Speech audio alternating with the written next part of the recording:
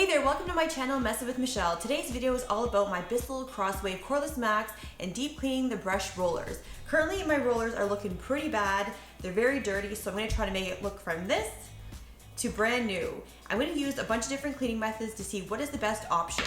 Now, if you're not familiar, Bissell offers a self-cleaning method when it comes to cleaning your rollers, but I find that it does flick off a lot of the hair and debris, but at the end of the day, you still need to do a deep cleaning once in a while to get all this dirt off. So if you like this kind of content, make sure to hit that subscribe button because I'd love to take you on my messy journey. And you can also find here on my channel cleaning motivation, how-to videos, and DIYs. So let's jump in and see how to clean these nasty old rollers.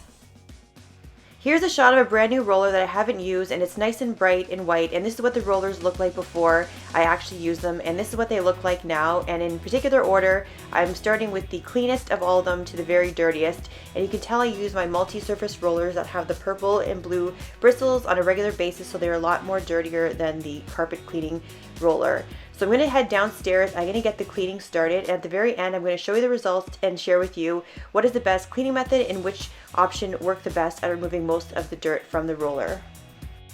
For cleaning method number one, I'm using Bissell's recommended deep cleaning, which is just running it under warm water, so I'm not doing any pre-rinses, post-rinses, or letting it soak. I'm just going to run it underneath the warm water for about a minute and try to remove as much dirt as I possibly can from the actual roller. Moving on, I'm going to use multi-purpose roller number 2 to use my next cleaning method, and this roller actually had a lot of crustiness to it and a bit of raspberry jam still in the roller from the last time I used it. So for all the cleaning methods moving forward, I'm going to do a really good thorough pre-rinse of all the rollers to make sure they're fully saturated with water. Then I'm going to follow it up by adding my cleaning solution. So this cleaning method, I'm using 1 tablespoon of laundry detergent, and I'm going to allow it to soak for 30 minutes. Then after 30 minutes, I'm going to remove the roller and give it a good thorough rinse off. And this is going to apply for all the following demonstrations in this video.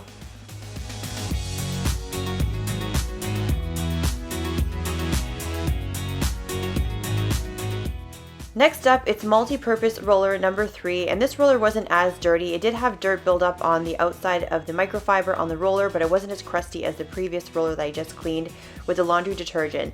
So same method, I'm pre-rinsing and making sure that the roller is really saturated with water.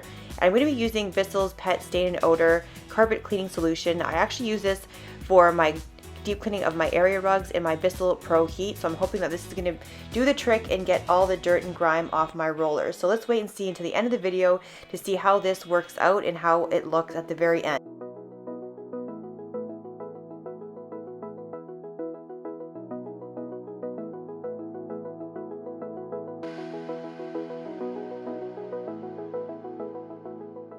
So now I'm going in with carpet cleaning roller, which I don't use on a regular basis, but there is a bit of dirt into it, so it doesn't look too bad. So for my next test, I'm using dish soap to clean off my roller, and I'm just using a tablespoon of dish soap like I previously did with the carpet cleaner as well as the laundry detergent. If you are using any sort of dish soap or anything that foams up on your roller, make sure to give it a really good thorough post rinse, because you don't want to use your self-cleaning mode on your Crosswave the next time you use it and still have a bit of residue in your roller and then realize you have a foam party because it's still left in the system, and then the self-cleaning activates the foam inside the machine, because that would be a complete disaster. So just to avoid any problems, make sure to give it a good rinse. Now that all of the rollers are manually cleaned, I'm putting all the rollers back into the Crosswave and using its self-cleaning mode to rinse off all of the rollers, and I'm just using warm water, no solutions whatsoever. And you can see here that after I finish rinsing and fluffing the rollers, there's a bit of residue of dirt still in the rollers, so this is just an extra level of cleaning, so this way I can try to get as much dirt out as possible. Now when you are cleaning your rollers, Bissell does suggest just to go in, manually clean it and set it off to dry, but I find that they look really bad and they don't have that fluff to them, so I just find that when I put them into the machine, it gave that nice fluffy look and it went back into its shape, and this way it's not dried into a weird shape for the next time that you have to use it in your Crosswave.